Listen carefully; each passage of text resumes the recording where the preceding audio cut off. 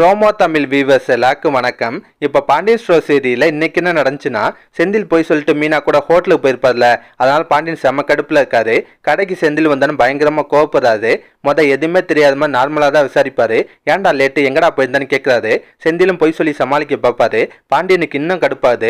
ஏன்டா வாயை தொந்தாலே போய் தானா, நீ இப்போ உன் பொண்டாட்டி கூட ஹோட்டலுக்கு தான் போயிட்டு வரன்ற விஷயம் எனக்கு நல்லாவே தெரியும். நான் வேணான்னு சொல்லி அதை மதிக்காமல் போய் சொல்லிட்டு போயிட்டு வரல, அப்படி ஊர் சுற்றணும் என்னடா அவசியம் வந்திருக்குன்னு சொல்லி பயங்கரமாக திட்டுறாரு. அதெல்லாம் கேட்டு செந்திலுக்கு ரொம்ப மனசு கஷ்டமாகுது.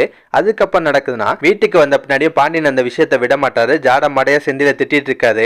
இடையில கதிரியும் சம்பந்தம் எல்லாம் திட்டுவாரு. அதெல்லாம் கேட்டு மயில் சிரிக்கிறாங்க. கோமதிக்கெல்லாம் செம கடுப்பாது. அடுத்து என்ன நடக்குதுன்னா, எல்லாரும் ஒன்னா உட்காந்து சாப்பிடுறாங்க. தங்கமயில் தான் சமைச்சிருப்பாங்க. அந்த சாப்பாடை சாப்பிட்டு பாண்டியன் ஆகா உகான்னு பாராட்டுறாரு. இந்த மாதிரி டேஸ்டான சாப்பாடை என் வாழ்க்கையிலே சாப்பிட்டதுன்னு சொல்றாரு. அதை கேட்டு கோமதி கடுப்பாது.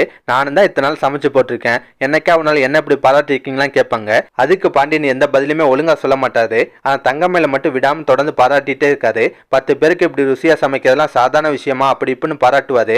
அது மட்டும் இல்லாம ராஜி மீனாவையும் வம்பிழுக்கிறாரு. உங்களாலலாம் இந்த மாதிரி சமைக்க முடியுமான்னு கேட்பாரு. இப்ப மீனா பாண்டியனுக்கு நக்கலா பதில் சொல்றாங்க.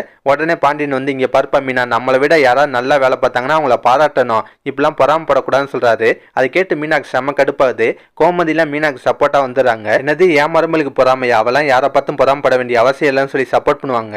அதுக்கப்புறம் நடக்குதுன்னா, நடந்த விஷயத்துல கோமதி ராஜி மீனாலாம் செம கடுப்புல இருக்காங்க. 3 பேர் ஒண்ணு கூடி பேசுவாங்க. அதுலயும் கோமதி தான் ஓவரா புலம்புறாங்க. இங்க பாருங்கடி, உங்க மாமாவை கல்யாணம் பண்ணி 30 வருஷம் ஆச்சு, அவருக்கு நான் எத்தனை தடவை சாப்பாடு செஞ்சு கொடுத்துருப்பேன், என்னைக்கா ஒரு நாள் என்ன இப்படி பாராட்டி இருக்காதா? ஆனா நேத்து வந்தவா அவளை தலையில தூக்கி வச்சு ஆடுறாரு. இருக்கட்டும், இனிமேல கோமதின்னு வருவார்ல, அப்ப நான் பாத்துக்கிறேன்னு சொல்லி செம கடுப்புறாங்க. மீனாவும் அதான் சாக்குன்னு நல்லா ஏத்தி விடுறாங்க. ஆமாத்த, மாமா கொஞ்சம் ஓவரா தான் பண்றாரு, இருந்தாலும் நீங்க இதெல்லாம் விடக்கூடாது. என்ன இருந்தாலும் நீங்க தான் இந்த வீட்டுக்கு ராணி, உங்க உரிமையை நீங்க விட்டு கொடுக்க கூடாது, உங்களுக்கு சப்போர்ட்டா நாங்க இருக்கோம் அப்படின்ற மாதிரிலாம் ஏத்தி விடுறாங்க. அதோட சீரியலையும் தொடர முடிச்சிருந்தாங்க. இதுக்கப்புறம் என்ன நடக்குதுன்னா, கதிர் அவரோட சுயமரியாதைக்காகவும் ராஜியை எல்லாரும் மதிக்கணுன்றதுக்காகவும் ஒரு விஷயத்த மாசா பண்றாரு. ஆமாங்க, வீட்டு செலவுக்கு அவரோட பங்கு பாண்டியன்ட்ட கொடுக்குறாரு. அதை பார்த்து எல்லாருமே ஷாக் ஆவாங்க. கோமதிலாம் டே கதிர், என்னடா அதெல்லாம், ஏன்டா அப்படி பண்றேன்னு கேட்பாங்க.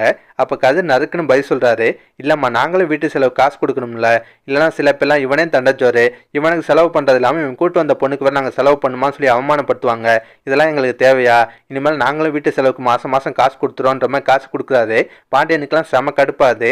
அடுத்து என்ன நடக்குதுன்னா, கோமதி கதிரை தனியா கூட்டு போய் பேசுவாங்க. கதிர், என்னதான் இருந்தாலும் நீ பண்ணது ரொம்ப தப்புடா, அன்னைக்கு ஏதோ அப்பா கோவத்துல பேசிட்டாரு, அதுக்குன்னு இப்படி பண்ணுவியான்னு சொல்லி கோவப்படுறாங்க. அப்ப கதிர் சொல்றாரு, அம்மா நான் ஒன்னும் அப்பாவை அவமானப்படுத்துறதுக்காக இதெல்லாம் பண்ணல, அப்பா ராஜியை அவமானப்படுத்துறது என்னால போட்டுக்க முடியலம்மா, அதனால தான் நான் காசு கொடுத்தேன்னு சொல்றாரு. இதை ராஜி கேட்டுருவாங்க. கதிர் தனக்காக தான் இதெல்லாம் பண்ணியிருக்காருன்னு நினைச்சு ரொம்ப சந்தோஷப்படுறாங்க. கதிருக்கு ராஜிக்கும் காதல் இன்னும் ஒரு படி முன்னேற போகுது. இதெல்லாம் பத்தி உங்க கருத்தை நான் மறக்காம கமெண்ட்ல சொல்லுங்க. இந்த வீடியோ பிடிச்சுன்னா ஒரு லைக்கை தட்டுங்க. நம்ம சேனல் ப்ரோமோ தமிழ் ரிவ்யூ இதுவரை சப்ஸ்கிரைப் பண்ணலாம், ப்ளீஸ் சப்ஸ்கிரைப் பண்ணிக்கோங்க. நான் உடனே கொண்டு சீரியல் அப்டேட் கொடுத்துட்டே இருக்கேன். Bye guys.